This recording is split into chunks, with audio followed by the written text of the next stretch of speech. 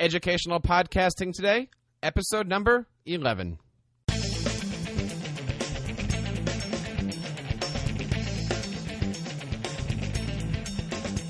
Hello, everybody, and welcome to Educational Podcasting Today, episode number 11. My name is Jeff Bradbury, and you are listening to the podcast that is available to help you learn how to create your podcast and WordPress website. We have a lot in store today. We've had a busy last couple weeks getting ready for the ISTE conference, and we're going to tell you all about it on today's show. There's a couple of great announcements going on. Number one, I am thrilled to share with you that our second TeacherCast app has launched, and it has launched across all platforms. The Educational Podcasting Today app is now available on Windows, on Android, and on your iPhone and iPad. It is currently the best app, in my opinion, of course, to teach you not only how to podcast, but to create an amazing WordPress website as well. There's several great features that we've been able to pack into this website. For instance, we have Podcasting 101, where we're having all of our blog posts, our screencasts, and all of our great information teaching you how to create an awesome educational podcast. Same thing over on our WordPress 101 site. People keep asking, what's your plugin recommendations? What's your theme recommendations? How do I do this on my blog? I want to be a great blogging educator, and we have been able to put that together. One of my other favorite features that we have is our Listen Live section. For the last couple of years, people have been saying, hey, the TeacherCast app is great, but I can't really listen to you guys do your live shows, and we have been able to pack that into there. So there's a lot of great stuff. I believe right now the app is still 99 cents. We ran a great promo for ISTE, 99 cents, but check that out and pick that up soon because it is going to be going up to $1.99. It might be a little bit high for some people, but what I'm telling you guys is please take a moment and pick it up. Every podcast downloaded is a diaper on an Edu triplet. So I really, really appreciate any help and support for that. It is going well. And your feedback is welcome. You know, find us over at feedback@teachercast.net. Tell us what you like. Tell me what you don't like. We are able to change that app as we go. We, of course, also want to acknowledge the great work that was done through that app and our friends at the Not at ISTE hashtag. Last week, if you weren't aware of it, was the awesome ISTE conference in Philadelphia, my hometown. We had over 30 hours of live broadcasting that we did from the Bloggers Cafe, from the Google booth, from some of the panel rooms, and it was absolutely awesome. Some of the highlights were just meeting everybody. We had a chance to broadcast live from the Bloggers Cafe. We had talked to Adam Bellows, Steve Dembo. We talked to ISTE board chair, I think I have that right, Matt Harris. And let's see, we did a panel discussion featuring 4 amazing ed tech superstars from EasyBib, PledgeSense, Storyboard That, and Selly. We had Lego Education come on. We had a great time meeting that. And, of course, the upside to that is we met a lot of friends. And the downside to that is we are now swimming in video to be editing. I've got over 40 videos that we've been posting out. You can, of course, find all that stuff over on teachercast.net/ISTE. That's teachercast.net/ISTE. Check out those videos. One particular of note, two particular of note. We did our 97th episode of the Tech Educator podcast. We were actually able to get Chris, Sam, Jeff, Josh, David, and Waka and myself all at the same table, all podcasting. And our guest for that episode was none other than the wonderful Miss Peggy George. We had a great time. You can check that out over at teachercast.net/TEP97. My favorite episode was one of the first ones that we did with our good friend Angela Myers. Basically, I invited Angela on to talk about You Matter, to talk about Genius Hour, and what ended up happening was I just basically moved the camera off me, got out of the picture, and I let Angela talk to Waka, the puppet, for about 15 minutes, and it was an amazing episode. We actually put that out in 2 parts. We put it out as the full episode, and then we also put it out as half of the episode of just Angela and Waka. It was absolutely magical. I want to say thank you so much to everybody who showed up at TeacherCast Live from ISTE. I am, like I said, swamped right now putting out articles. In fact, today, Tuesday, July 7th, I put out, I think, 6 or 7 blog posts, and I also prepared like 6 or 7 more. So we are working all the way through all that stuff. And ISTE, if you haven't checked it out, is just simply amazing. Next year, it's going to be held in Denver, so I'm looking forward to getting out to Colorado for the first time and meeting everybody there. So check out all the great coverage from ISTE. There are, of course, several blogs going out all about ISTE and the great stuff happening at ISTE 2015. And if you were there checking me out, thank you very much. A lot of people came up and said some pretty nice things about the podcast and about the work that we're doing here on TeacherCast. So I want to say thank you very, very much for that. Of course, we have some great podcasting and WordPress news today. Podcasting news. I don't know if you heard it, but there is a great podcast from Mark Maron called WTF. I don't really know what that stands for, but it's Mark Maron's WTF podcast. And basically, it's showing that he hit a brand new download record. I don't know if you noticed, but if you go to iTunes recently, there is the first picture on the podcasting section is Mark Maron talking to President Obama. And the interview, which I've only gotten through about half or so, is really awesome and really, really amazing. Certainly check that out. But Mark had an amazing week. Tons and tons of downloads. And if you haven't checked out Mark's show, you really, really do need to. It's worth the listen to. That show with President Obama was downloaded over 900,000 times in the first 36 hours. It was pretty awesome. We definitely have links to all of that stuff in our show notes over here. A couple other things in our podcasting news. We have a link over here to socialmediatoday.com, who put together a pretty cool infographic about podcasting and what you can do if you're starting to podcast. And many people use this show here, Educational Podcasting Today, to help them learn a little bit about podcasting and classroom podcasting. But they have a pretty cool infographic here about why podcasts are important, how podcasting can work. And if you're looking for things to show your principal or to show other people about why podcasting is important, it's pretty cool. Did you know, for instance, iTunes now has over 250,000 podcasts. And that's a really, really cool number. And the biggest reason why this is a really cool number and a really cool infographic is because right now, the third thing on our podcasting news list is that iTunes is now officially 10 years old on the iTunes Store. It was 10 years ago on June 28th, 2005, that Apple got up and made the announcement that podcasting was coming to the iTunes Store. And, of course, once that happened, look out. Everything just happened. It was pretty cool. So a couple things happening there in the podcasting news. We have all of our links over in show notes. Other things that we want to talk about in the world of WordPress.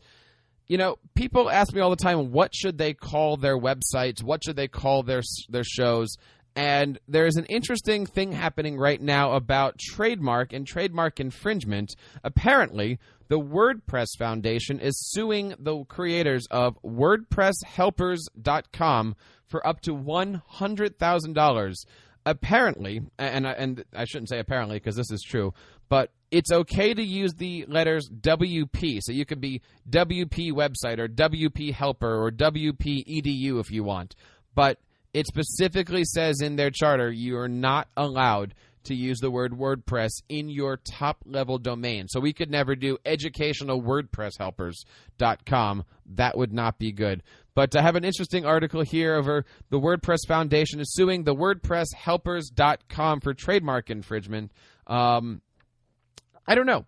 There's been a couple interesting articles about this one. I like to subscribe to Chris Lemma's blog. He put out something a while ago about why this is great and why WordPress needs to protect their entity and their title. And certainly worth checking out here. Of course, we have links over on all of this stuff. And the other thing that I really wanted to bring up here for you, the educational podcaster and WordPress beginner, is that one of my favorite sites that I go to for a lot of information is WordPress.tv.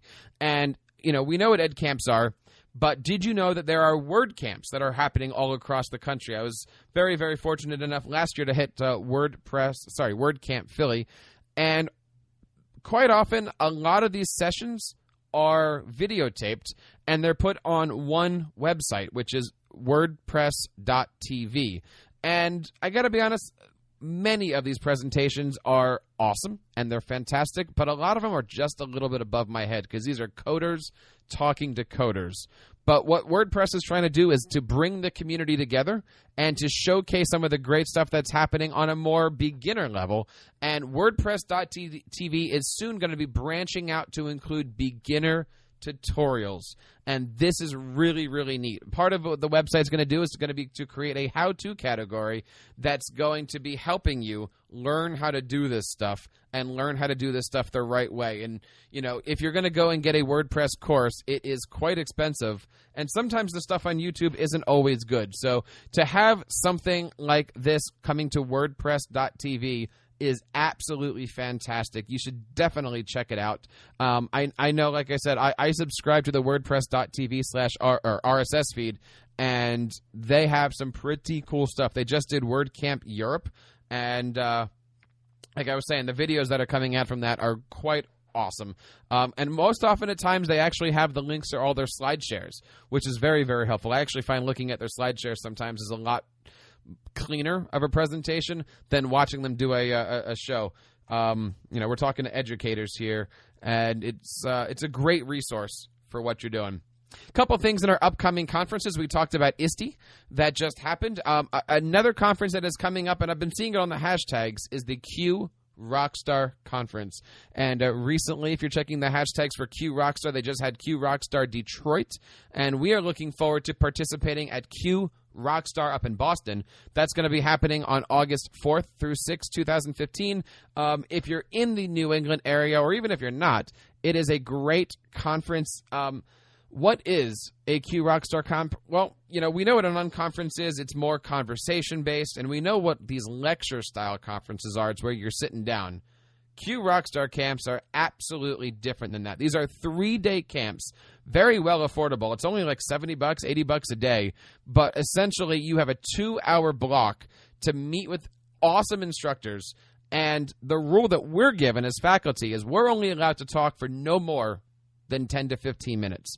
And the other part, we're supposed to be facilitating learning. So imagine going into a session like mine. We're going to be doing a whole session on broadcasting, on podcasting, on what it takes to put a show like this together.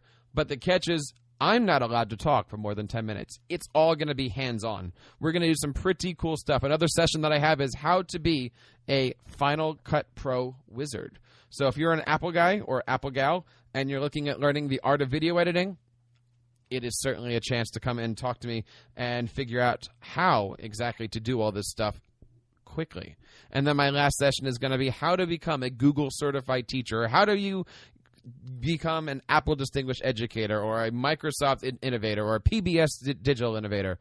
All these programs are amazing. They're great opportunities for you, but they all have one thing in common, and that's you got to make at least a 1 minute, if not 2 minute video. So we're going to talk about how to create a video. We're going to talk about how to edit a video. We're going to talk about how to promote a video. We're going to talk about how to post a video.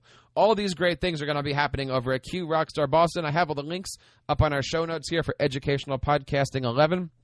And we certainly hope that we see you in Massachusetts, in Bedford, on August 4th through August 6th. We have some great people there. Couple listener questions now. Listener question is, what is the best way of attending a conference as a podcaster? And, you know, really that's what this episode here is all about. How do you go to a conference as a podcaster? What do you do? What types of equipment do you do? And, you know, this was my 4th ISTE. Every time that we've done ISTE, it's been a little bit bigger, a little bit better, and I've brought a lot more equipment with me. But I'll tell you, I've seen a lot of podcasters running around with simple setups. The same way that I got started 4 years ago, your iPhone is sometimes the best friend for you as a podcaster. I recommend getting a simple microphone, maybe something like an iRig mic that plugs directly into your headphone jack. Or if you want to go something USB, you can even go with what I'm using here, an AT Audio-Technica 2005 USB mic. You can plug that right into your iPad. And I recommend an app like BossJock. BossJock is great. It's $9.99. If you hold out for a few weeks, I know that Dave and the team at BossJock are coming out with an educator's version. Don't know all the features yet. Don't know the price point on that. But for $9.99, BossJock is a universal iPhone, iPad app. And essentially, it is a sound booth on your phone. It's pretty cool. I use BossJock a lot when I am on the road and all I have with me is my microphone.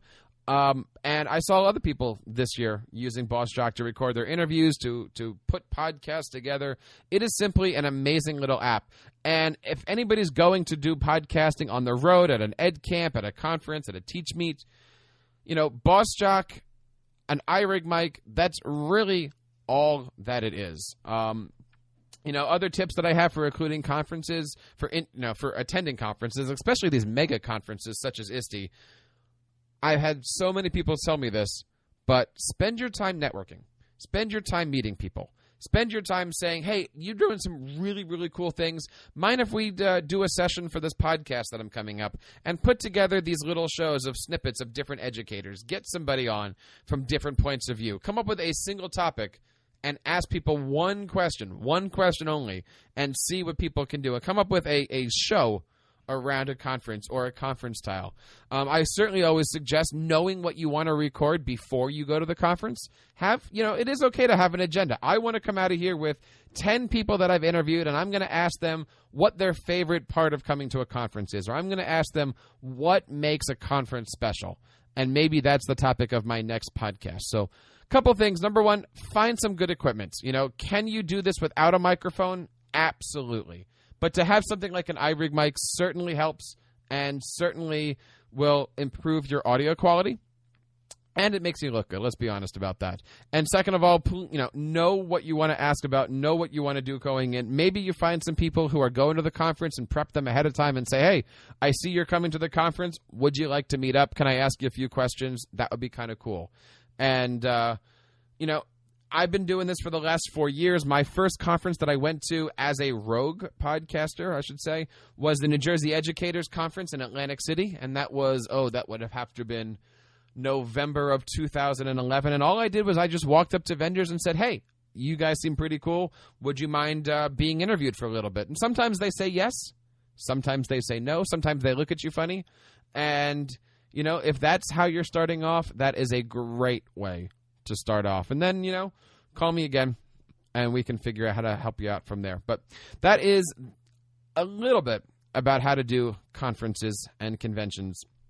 All right, it is now time for our interview segment of today's podcast. Today's interviewee is Brent Warner. Brent is the ESL professor at the community college level, and he is a technology integration enthusiast. He is also the proprietor of edtech.tv and loves discussing the crossroads of education and technology. Brent is the host of edtech.tv podcast, and you can contact him anytime on his Twitter address at edtech.tv.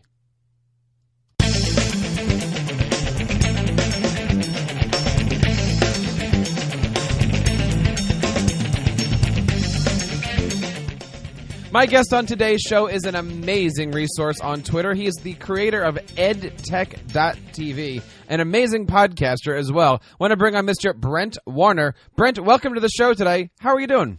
I'm doing great. How are you? Doing very good. Tell us a little bit about yourself.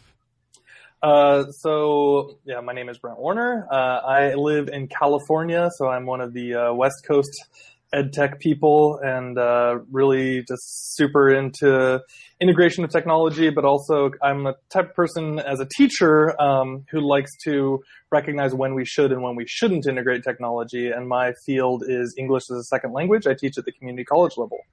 And is teaching at a community college different, you would say, than teaching in a K-12 level, other than, kids are older? In some ways, yeah. I mean, I treat them as adults on a lot more levels than I might if I was in a K-12. But in terms of what we're teaching, because it's English as a second language and it's college level, a lot of what we do might also match in like high school English class levels as well. Just trying to get people caught up and, do literature stuff. And, of course, the grammar is the grammar, but, there's a little bit of a mix there. Now, do you find that when you're teaching kids that come from all different backgrounds, that there is an educational value in using podcasts in the classroom? So a lot of the students don't totally know what's going on with podcasts, and so there's a kind of a gentle introduction to it. But, sometimes I'll introduce, like very specific, in my case, a lot of times it's grammar focused podcasts, or just kind of sharing out different ideas, like that. And once they start to get it, like with all people who learn about podcasts, then they realize, oh, all I have to do is click something and download it and I can be in on this thing. Like, that's pretty awesome. So what podcasts are you currently using in your classroom, or have you? So right now, because I'm teaching a different class, I am a little bit more focused on some of the story podcasts. I'm interested in, and I'm not using it directly in class, but I'm using them as recommendations in terms of listening skills. But some of the things such as Reply All, Serial, some of those kind of NPR style storytelling podcasts are really useful to my students right now. And you also create podcasts for yourself. Tell us a little bit about your show. So I started the EdTech TV podcast recently. It is obviously about EdTech, but I kind of consider it ed/tech, where I don't have to limit myself only to the education technology, but education and/or technology. So I'm exploring some ideas, best practices, just different thoughts, as well as making recommendations and trying to tie things in that would hopefully be useful to educators. And I'm starting off the first batch. I'm kind of going at full bore for the first batch and putting together kind of like what I'm calling an EdTech toolkit. So just going into the basics of understanding what some of the main technologies that people use are. Now, when you're creating a show that is ed tech, but it's ed teaching as well, let me ask you, when you applied for iTunes, what categories did you put yourself into? I put myself into education was my main one, and then I did a sub of education technology, and then I did just technology. And if somebody was looking to find you, where would they go? Are you on iTunes? Are you on Stitcher? Where did you choose to host your show? So I'm on iTunes and I'm on Stitcher, and of course just the RSS feed. So the podcast player that I listen to podcasts with is Downcast. So I wanted to make sure that it's out there wherever people need to get it. Well, let's take a look at your website here. It is really, really nice and clean. You did this with WordPress, didn't you? I did. And what advice did you have, or were you a WordPress person before you started this, or how did you come up with this kind of concept? Yeah, so I've been blogging in different forms for a long time. Actually, when I was in college, I had a job, and I did, before there were really blog platforms properly, like right before kind of WordPress launched properly, or at least was mainly available, I did like the tour journal for Death Cab for Cutie. And so they were like sending me emails and saying, here's our journal. And then I was up posting it on this website. So of course, then all the regular blog platforms started coming out, and I got excited about it and started following along and building. I'm not a pro by any means, but I really do enjoy it. So let me ask you a couple of questions here as you go through things. If you're looking at, again, for those who are listening to the audio, we're on edtech.tv. Over on the left side, you have your social bars, and then you have the Stitcher player. Is that just done through embeds, or is that a plugin that you're using? No, it's just an embed in a widget. Stitcher has that available. Just real simple. Choose the size that you want and plug it right into a widget. And I just did it into a text widget. And then underneath of here, you have some subscribe buttons, and then you have your get this EdTech TV top 5 digital resources. Is this a plugin that you're using, or is this a downloader, or what do you got here? That is a plugin. I am using, it's called Magic Action Box. Actually, my friend created that plugin. It's a pretty popular plugin for, it collects emails and then you kind of send off something in return. So in that case, I just have a simple PDF from getting started. I need to update that pretty soon, but it is useful, and I kept it kind of evergreen. So yeah, it's if people want to follow along and make sure that they're on the mailing list and know what's going on and when things are being updated, they can use that. And that's Magic Action Box. And what are you using as a mailing list?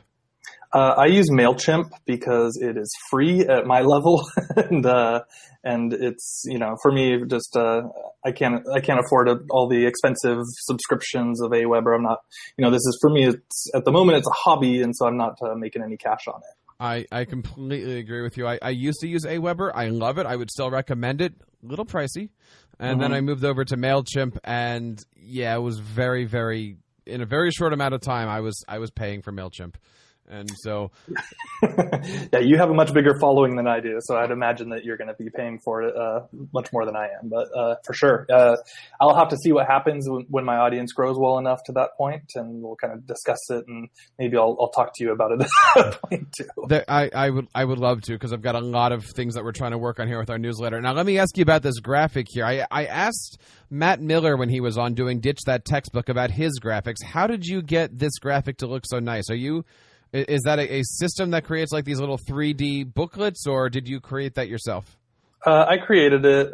So since I was in college, I ran a blog about independent music and kind of alternative culture. And so I was very much photoshopping all the time when I was in college, and even a little bit after college. I've kind of kept it up lightly. But again, same type of thing. I'm a bit more of a spread it thin on a lot of levels than get really deep on certain specific ones. But I can do some basic photoshopping skills. Now, I definitely did notice all the photoshopping on here. Your featured graphics look great, and I would certainly recommend anybody checking out here. I mean, you've got a very, very nice, clean website. Clearly, anybody can come over here and subscribe to it. Tell us a little bit about your podcasting philosophy. What do you want people to understand when they listen to your show? What is your show all about? Yeah, so for me, I'm still sorting things out, and I went into it with the expectation that it'll be a learning process for me, and I really appreciate that, of course, as a teacher, and I think that we have to learn by doing, and so I don't have everything sorted out. I don't have all the answers. On the other hand, I do want to give permission to teachers. I know people have kind of reservations about getting started with things, and so a lot of kind of what I'm going to be talking about on some levels will be just kind of saying, hey, try this thing out. It's okay. You don't necessarily need to have someone that's done it before in order to do it, or just letting people have the freedom to explore what they want to do as educators. To me, that's really important, that they're not locked into other people's ways of doing things necessarily if it doesn't work for them. And so yeah, kind of giving permission is kind of what I'm focusing on. At least that's in my brain right now. Brett, you're doing such a great job. I see you a lot on social media. What advice do you have for anybody that's out there either wanting to create a podcast for their classroom or jump into their own little studio setup? I guess the advice is don't do what I did and wait forever. I've been a big podcast fan, pretty much since podcasts were subscribable on iTunes.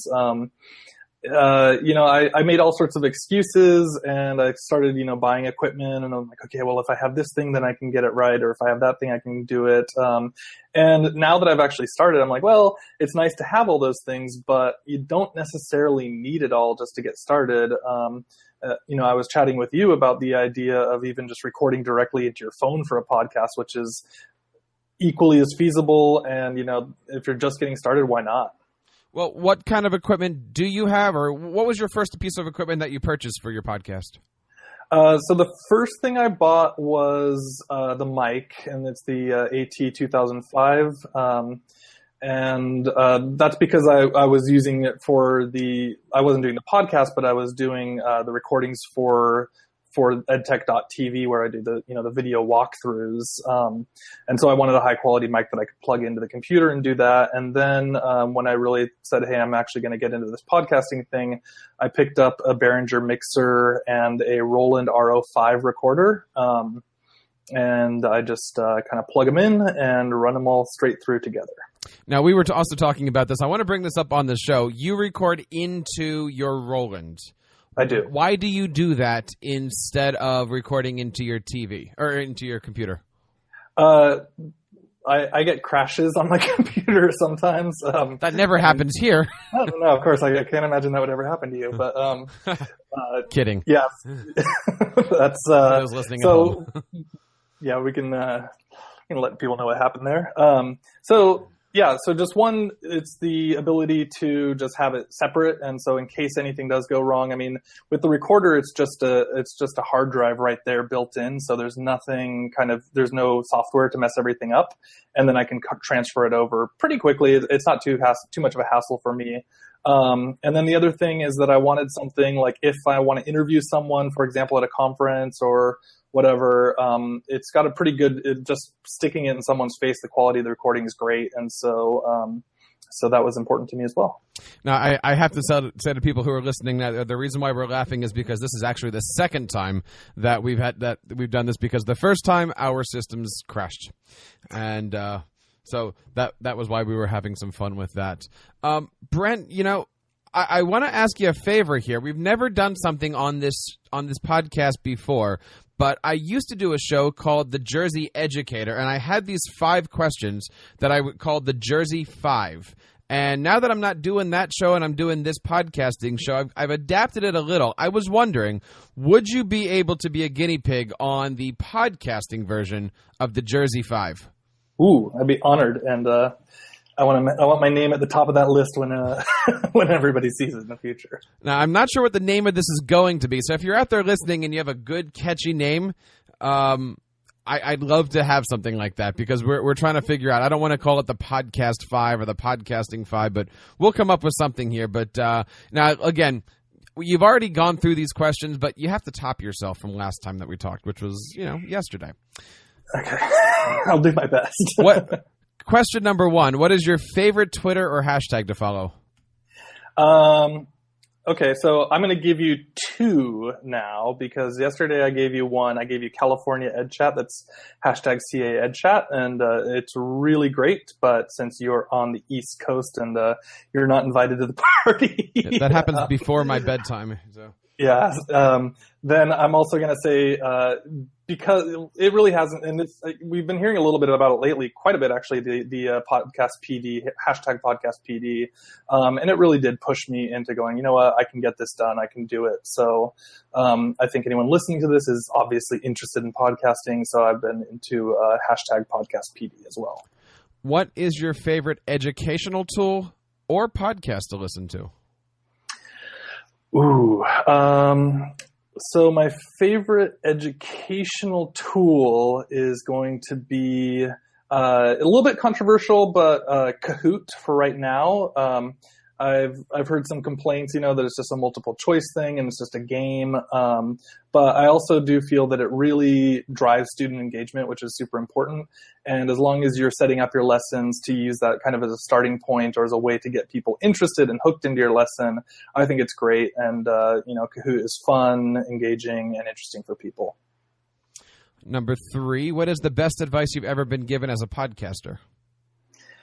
So be yourself. There's a lot of concern about like, are people going to like me or what, or, am I going to be able to come across properly? And I think, it really is true. Like I want to hear, when I listen to podcasts, I get involved with people as their personality, and everybody's a little bit different. Everybody has their kind of quirks, but, we're moving into a world where we don't want to see kind of the perfect, Hollywood setup thing like that. It's people creating content for other people. And especially for us as teachers, we're like, we all know that we're fallible as teachers, except for you, of course.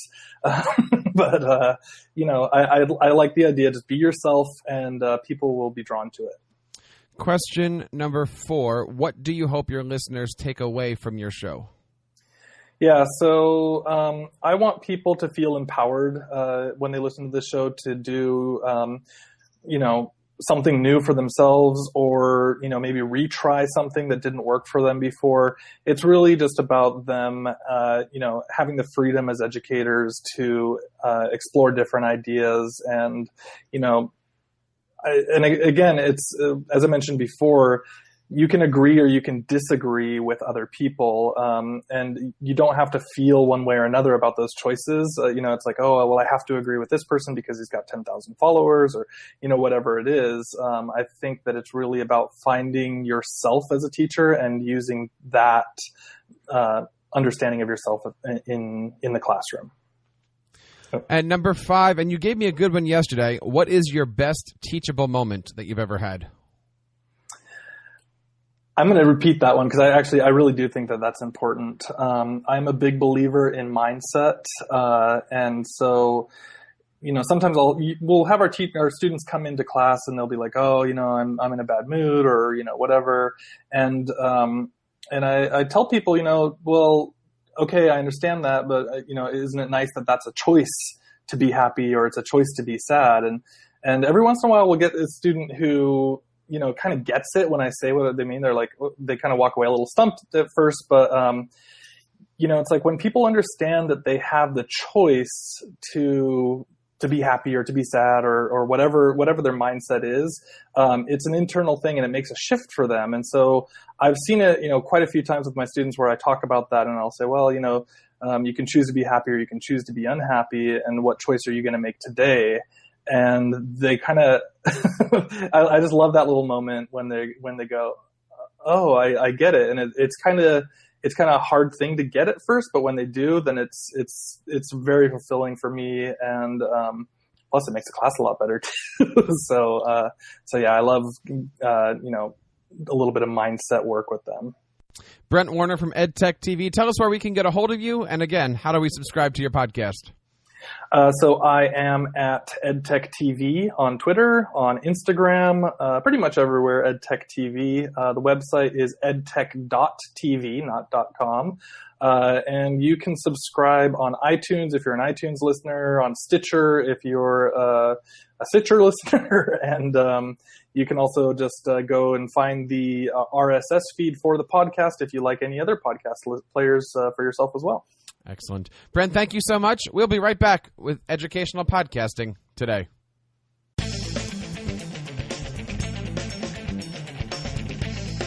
Well, my friends, that wraps up this episode of Educational Podcasting today. I want to say one more time, thank you guys so much for supporting the show. We're 11 episodes in, and we are looking for you. We are looking for your voice. Are you an educational podcaster? Do you like to use WordPress? We are interested in talking to you. There's, of course, several ways that you can reach out to us here. You can find us on Twitter at TeacherCast or at Podcasting Today. And if you'd like to be featured on our show, you can certainly reach out, leave us a voicemail over at teachercast.net/voicemail or email us at feedback@teachercast.net. If you like this show and the others in this series, of course, you can reach over at teachercast.net/iTunes.